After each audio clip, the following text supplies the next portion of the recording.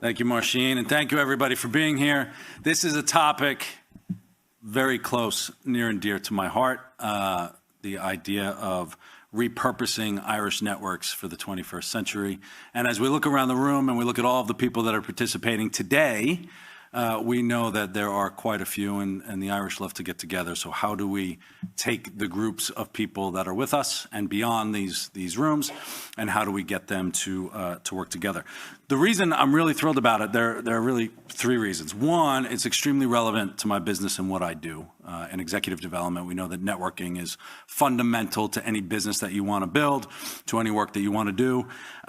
Two, I have very strong opinions on how to elevate networks and make them incredibly valuable. And number three, the people on the panel today are all doing very, very exciting and excellent things, and I know it's going to be very valuable. When I left corporate and launched my business 8 years ago, I recognized that I needed a network to help me build my business. And I didn't really know where to start. I didn't know how to network. I didn't really know the purpose of networking. I didn't really fully understand it, even though I thought I did. And when I started to look at what I could do, it all came back to being Irish and recognizing that the Irish were there to help. So I joined the Irish Business Organization. It was the first networking group that I joined here in New York. And it was very warm, very welcoming, and it completely changed the way that I thought about meeting other people and networking. So we know the Irish are everywhere, but corralling them can be difficult. And so there are so many divergent needs, so much diversity in the diaspora. And so how do you pull those people together? So when we can get them aligned, the impact's going to be huge. So let me introduce the panel today. First and foremost, to my right, your left, we have Danny O'Connell, the 49th president of the Ancient Order of Hibernians in America. Thank you, Danny.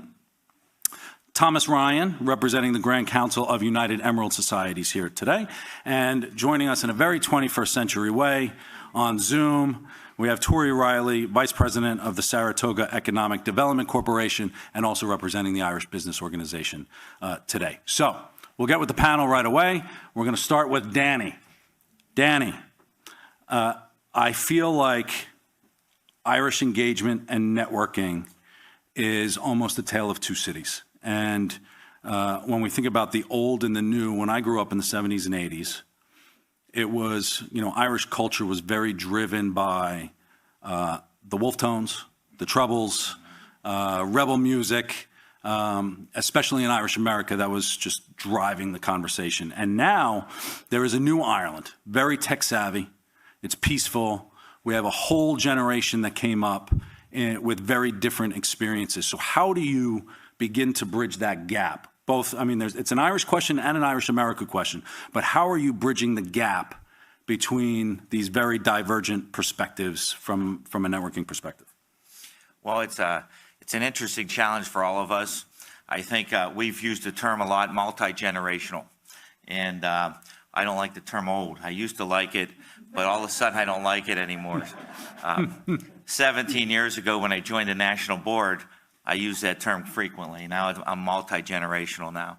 But we kind of looked at a lot of things, and we've always talked about improving communications, and I think that's the number one thing any organization has to do. And then we got thrown into COVID. And all of a sudden, my parents were on Zoom, and my people's grandparents were on Zoom, and they were talking to their grandkids on Zoom. And so we took advantage of that, and one of the first things we did when that hit is we did a virtual convention. And Chris Cook, one of our younger national board members, is in the audience today. And I called him 5 days before the convention, and he flew to Youngstown and ran our operations for our convention. And so that was the first multi-generational group we had on our national board, and we wanted to take off from there. And so we looked at our next convention, which was just last month in Pittsburgh, Pennsylvania, and we wanted to engage the younger members, not just meet them in the hospitality rooms, but we wanted them to see the events. And so we created the Thomas McNabb Leadership Award, and we gave 6 awards out to individuals who were under 40. And the awards were simple. It was someone who was committed to come to the convention, and we covered their expenses to go to all the events, the extra events, the dinners, so to speak. But then we had a session where they didn't just work with a small group. They worked in front of the whole convention, over 400 people in the room, and they had a panel similar to what we have today, talking about what they needed as young Irish Americans. And so that was one very big step for us. The second thing we did is we had a reception for everyone under 40. Now, they let me come into the room as national president for 10 minutes. And it looked like they were having a lot of fun. I mean, we even had one of our members of the clergy was in there, and he was having more fun than I was because they were poking fun at my age when I got in there. So we did that, and so they could build a network from around the country. And then the third thing we kind of fell into is we've got a great partnership with so many groups in the North Ireland. The Ancient Order of Hibernians gives a lot of money annually to cross-community groups in the North Ireland, justice groups, heritage groups, national graves organizations. And one of the groups we deal with is the St. Patrick's Center. Tim Campbell, a lot of you know, is the director there. And I spoke on a college campus, so I'll say Dr. Tim Campbell. And then he had his program that he brings up, creating American ambassadors for the North Ireland. And he would bring in young students, 20 to 25, and they would spend 2 weeks there, learn about the North Ireland, and the goal is they'll go back to their home, New York, Youngstown, California, and for the rest of their life, they'll be an advocate for the North Ireland. So we've committed to join his program. We've got a partnership going, and we just recently announced that we will have at least 2 and possibly 3 ambassadors annually that we'll send to the St. Patrick's Center. So those are the things we're looking at, and then listening to those young people when they come back and what we could do from there. That's great. It's a great way to start and continue the conversation. So it sounds like you're creating the platform and then using that as a foundation for communication. Yes. Excellent. Which brings us to, you know what, that's great because you're creating value, which leads me so well into the next question. And we're going to go to Zoom for that. And Tori, you're here in 2 capacities, the SEDC and the IBO. And the first question that came to mind for you when I was thinking about this panel was the ability to create value in networking. And what Danny just talked about in terms of creating value for different generations, we talked, and I'll have you talk a little bit about creating value beyond Irish groups. Right? You're not the typical kind of Irish partnership value creation. And so there's no shortage of groups to join. How do you see creating the value to keep them coming to you, create a center of excellence, in particular from a business perspective, because I know that's your real focus, but can you talk a little bit about value? Sure. So being in business for over 15 years prior to coming over to this public side, we always believed in knowing the programs. We understand the resources, and I've continued that with this journey. SEDC is a huge proponent of knowing state and federal programs, resources, the players, what organizations oversee what entities and divisions throughout the government and or private sector. So a large part of my job is constant learning and constant research, constant making sure that the grants that they're selling are still viable, still have money and funnels for those. So that's the real resource. If somebody calls us, even if it's out of state, we know our state EDO partners. And if somebody has a question they want to launch, we will direct connect them, not give them a number, not give them an email. We directly connect them. We directly articulate what their need is, where, when, and how, and we make sure we provide accurate information that is to date and ready to employ. And so I want to thank you for having us, because we are a little bit new to this, and I'm very humbled and honored to join you. And I do believe that strong leadership attracts strong engagement. And when you share information, you invite delegations, you follow through and up on any inquiry, large or small. People believe in you, they rely upon you, and you become, and I'm going to use an old-fashioned term, their Rolodex, right? Like you are their direct number to call. In 2023, IBO will turn 50. SEDC will turn 45 years old. I think that happens because the stakeholders that are members of these organizations, they believe in and employ the principles. They know that they're networking, communicating, and reciprocating is valued. And I think it's fair to say for both organizations, that's an expectation. I believe, and just my experience being an IVO member too, it's not just becoming a member to give them money. It's becoming a member to add value to their other members. And we all keep that bar high, and that really does lead to productive and unlimited possibilities for relationships. We are very inclusive when we do missions, when we do any activities, when we have programs or partnerships, we'll share those. SCDC is a paid staff.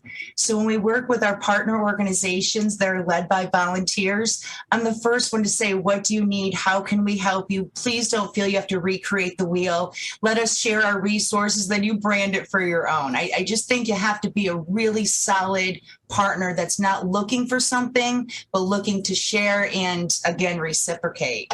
I think it's very important to know your members' ambitions. If you have a membership and your members are not clear on what your purpose and mission are, they can sometimes ask you to go all over the place. I think if you stay in your lane and your members understand what it is you're doing, they're much more engaged and they're very excited to participate.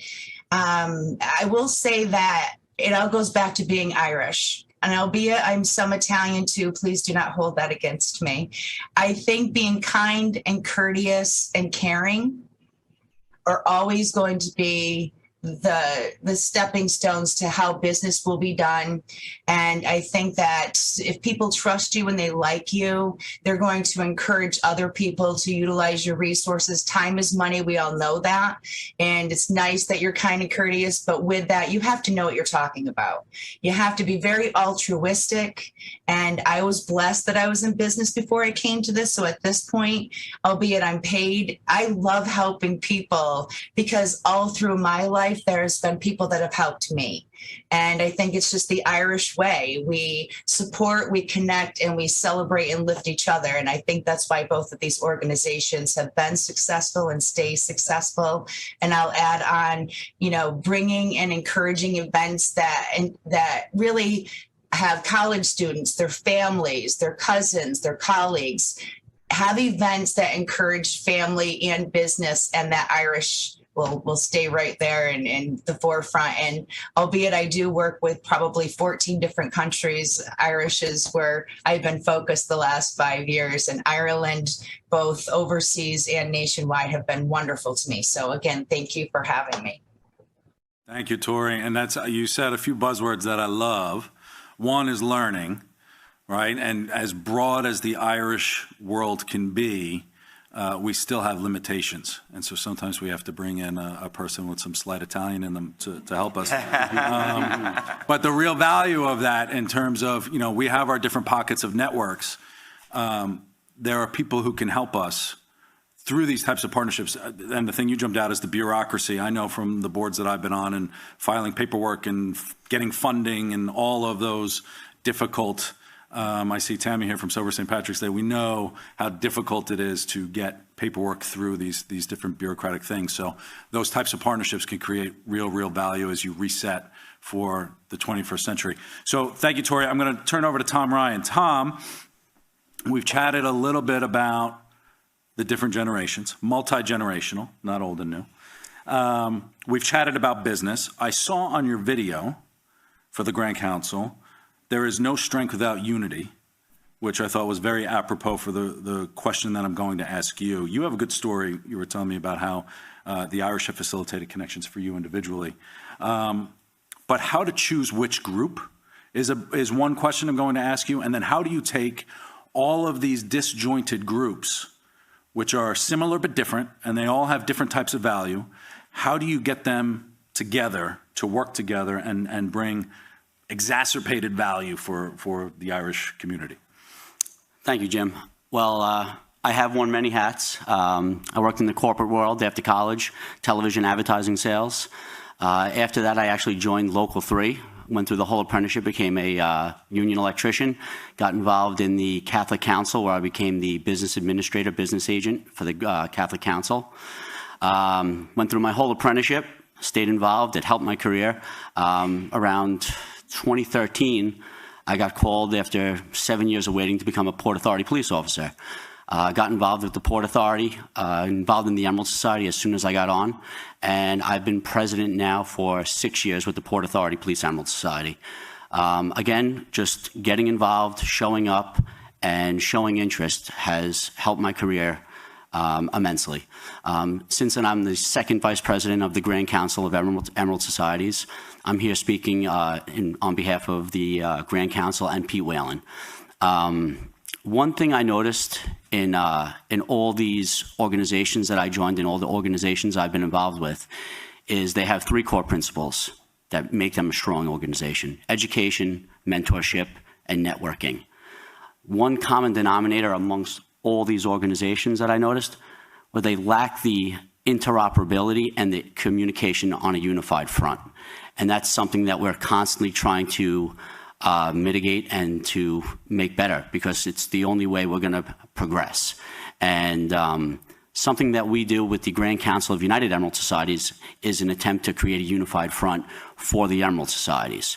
The Grand Council has over 25 affiliated organizations, 20,000 members across the country.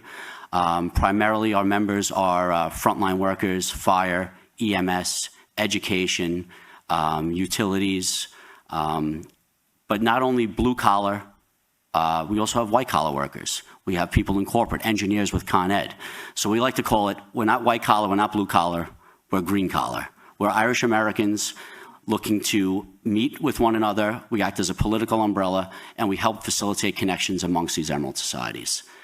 One thing that I can say we're doing right now at the Big Irish Campfire is progressing this even further.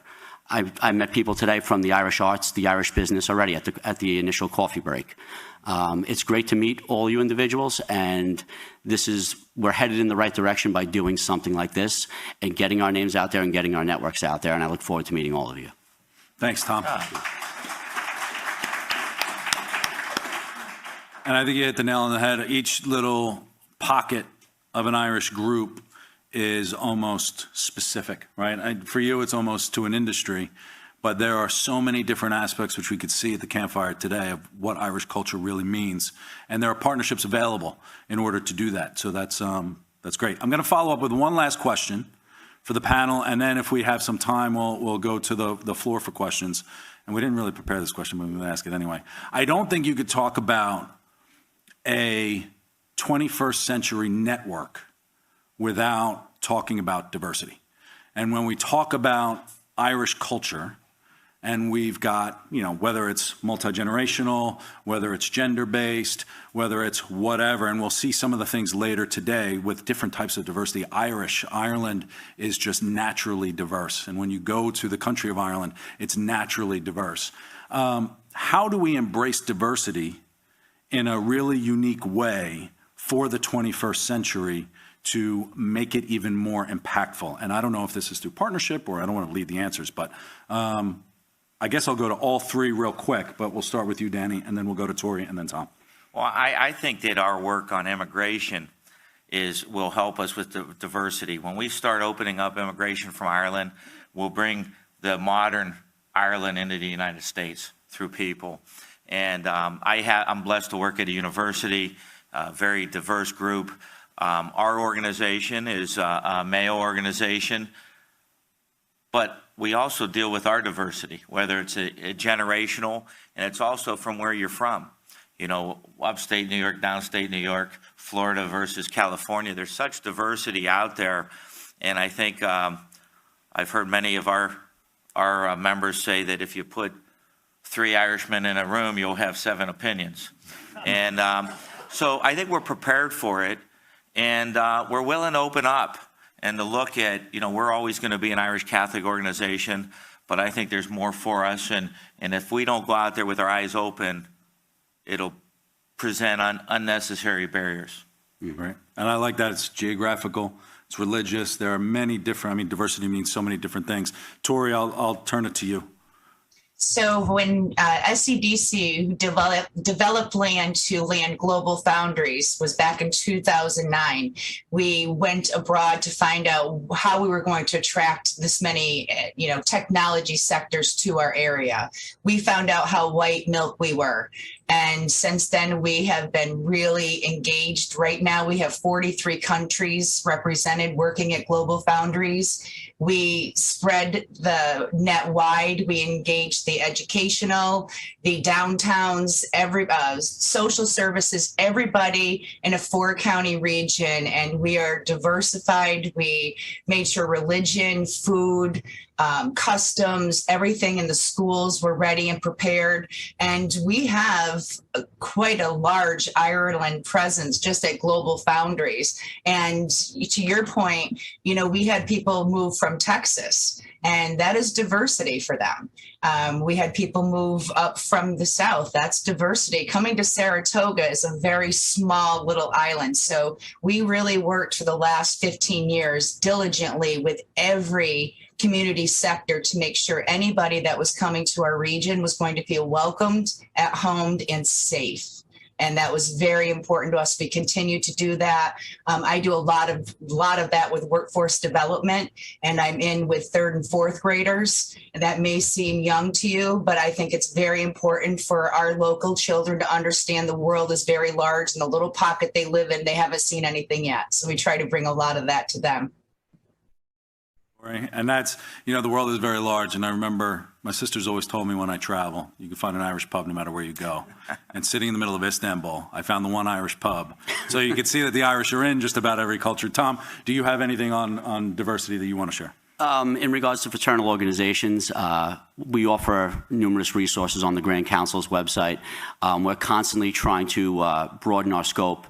Any municipality, any company around the country that is interested in starting an Emerald Society, we offer them the resources. We walk them through it. We help them become, with all the federal guidelines. We provide a one-stop shop for broadening our membership, and anyone who is interested in preserving their Irish heritage and showing their Irish heritage, whether it's community outreach, we get involved, whether it's on a small Emerald Society basis or on the Grand Council, and we act as that umbrella if they need help from any municipality around the country. Excellent. All right. Well, thank you to the panel. We're going to open it up to the floor. You can clap for the panel. Go ahead. We'll clap for the panel. Carla has a microphone. We have a few minutes for questions. If anybody would like to ask or challenge, or no snide remarks, but we'll go for any questions. Oh, Francis up front. Yeah. Hi, my name is Francis Schott, and I've been involved in a couple things. I'm here with my buddy Rob Lynch. I belong to a Irish-American fraternal organization called the Friendly Sons of the Shillelagh. In West Orange, New Jersey, there are 4 Shillelagh clubs in New Jersey. And in case you're wondering, yes, the name is a joke. And you can look up an old Jackie Gleason skit. We are literally named after a joke. However, we've been around for 55 years. And we own our own club, and we own a bar that's open to the public. As far as I know, we're the only Irish bar that's owned by an Irish fraternal organization that's open to the public. So come on and have a drink if you're ever in West Orange, New Jersey. But one of the things that's happened, our club started 55 years ago as a place for blue-collar workers, police, fire, people who worked in the factories in Newark to stop by and have a drink on their way home, where their wife was making the pot roast with the 12 kids, and then, that was what we were. And as time went on, and the society changed, and a lot of the Irish American community moved away from West Orange, we stayed, especially because we have our own clubhouse, kind of the platform for a lot of different Irish American organizations call us home and use our facility. And so our membership is spread out now throughout New Jersey. And one of the things I think we do well, because we have a bar and a facility that we can open to the public, is all the different organizations come through our facility. But one of the things that strikes me as the Irish American community gets spread out in New Jersey and all isn't in the same town or the same neighborhood anymore. And as 3rd and 4th generation Irish Americans, some of them don't identify as being Irish anymore. Their last name is Fitzpatrick, and they put on a Kiss Me I'm Irish shirt on St. Patrick's Day, and that's all they know about it. I think one of the things that the people in this room can do, and the Irish Echo can do, and you folks can do, is have the different Irish organizations communicate with each other, because we're all in silos, I think, sometimes. And And I guess my question to the panel is, how do we get Irish Police and Fire and the Emerald Society and the Shillelagh Club and the different Irish organizations to come together more? Irish dancing and arts organizations, people don't know each other. And even in New Jersey, we're in Essex County. I grew up in the Irish American community in Essex County, New Jersey. Hudson County is right next door. I didn't know anybody who was in an Irish American community in Hudson County, New Jersey. It was 15 miles away. So I think what you're doing and this panel, I think it's really important. I don't see that work being done. Do you guys have any ideas or think how that's happening? Tori raised her hand right away, so I'll let her go, and then go ahead, Tori. So I would say we've only just begun, but we open our doors to everybody. The IBO New York, we were a member. We quickly realized we had a surplus of Ireland-based businesses that needed immediate help. We reached out to them. They helped reach out to others. So I think a really low-hanging fruit item would be just to share each other's information on a website. If you have videos of your organization, they can easily be to a YouTube channel where all of us download our things, and we're already doing them. There's opportunities for us not to spend more money, but maybe find home bases that we can all share to that wouldn't be costs to any one organization. But it really starts with us today, right? Like I've already learned more from our meeting, just getting ready for the organization.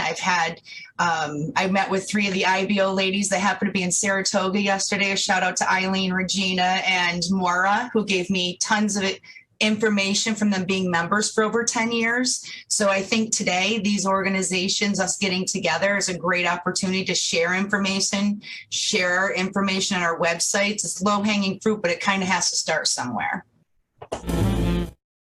I'd just like to say the campfire is a great place to start, and I think if we could convince Marcin to create a network page under the campfire, we have all these organizations represented. And then the other thing Tori said earlier, I think it was her that said it, was education. And I think where we lack and why we are not getting some of the younger Irish Americans is we're not educating in A, what we do, B, our heritage, and C, what's going on in Ireland. And we talked about the Good Friday Agreement, and so many, even our young representatives in Congress, think that was an end solution. They don't realize that was a beginning and how far off it is. And so we need to educate them, and working together, I think we can educate each other. Yep. Danny, Tori, I think you hit the nail on the head with that. Furthermore, talking about bringing younger generations in. It's up to the individual groups to bring in the younger generations and engage and get the engagement. With that, you can create the mentorship, and this provides the network. So you have the education, you have the mentorship within the individual groups. Now we just need a means of network. Just an hour ago, I met 2 gentlemen from the Irish Arts Center down in Hell's Kitchen. I had no idea that this Irish Arts Center even existed. I do Emerald Society meetings all year round in Manhattan, and we always look for a new place. They have a bar, entertainment, everything built inside. It's a one-stop shop, and I'm pushing to do our next meeting there. So it's just coming here today is proof and point that this is working. But I think that's a great point, and almost to put a pin in it is we have the technology, and it's changing the way that we interact. 15 miles away from county to county a few years ago is very different than it is today. But the other thing is, I think about the other boards and organizations that I've been on in an Irish perspective, it's a lot of volunteers. And in order to get it started, somebody just has to ask the question. And so for those in the audience who are on the boards of these organizations, who are in charge of these organizations, you have a responsibility to reach out to other organizations and see what you can do together. Because asking those types of questions and getting the multiple perspectives of these different groups, you could come up with some pretty powerful ideas on what you could do and what you can build. So with that, I think we're all set. We're going to wrap up. Video? For the video. Yes, Kamala. I want to thank again, great perspectives all around. Thank you, Danny. Thank you, Tori. Thank you, Tom. Thank you. We are going to wrap up now with a video from the Saratoga Economic Development Corporation.